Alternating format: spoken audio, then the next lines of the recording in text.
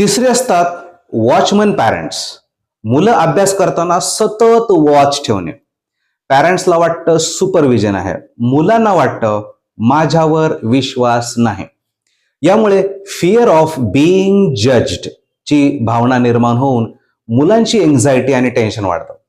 पालकांनो, मुलांना फक्त एकच म्हणा की तू 1 तास अभ्यास कर आणि ब्रेकमध्ये काही लागलं तर सांग. सतत लुडबुड करणारे पेरेंट्स मुलांना अजिबात आवडत नाहीत. चौथे असतात कंपॅरिझन ड्रिव्हन पेरेंट्स. हो, इतर मुलांशी तुलना करणारे.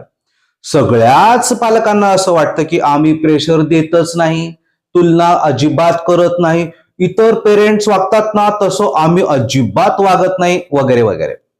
पण बहुतांशी पालक भ्रमातच आहेत. तुझ्या मित्रमैत्रिणींचं बघ, त्यांनी 3 वेळेस रिव्हिजन केलं, त्याने तर 2 वेळेस मॉक टेस्ट दिल्या, ते बघ 4 वाजताच उठून अभ्यास करतात, ते बघ इतके इतके तास अभ्यास करतात. आणि काय काय पॅरेंट्सला वाटतं हे मोटिवेशन आहे. मुलांना वाटतं मी कमी आहे, स्लो आहे, इनकम्पिटंट आहे.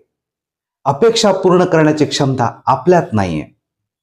परिणामी आत्मविश्वास घटून सेल्फ डाऊट आणि एन्झायटी वाढते. त्याऐवजी पालकांनो एवढंच म्हणा की तू करत राहा बेटा, तुझी छोटी छोटी इम्प्रुव्हमेंट सुद्धा खूप ॲप्रिसिएबल आहे. हे ऐकून मुलांना सिक्युअर फील होतं आणि परफॉर्मन्स वाढतो.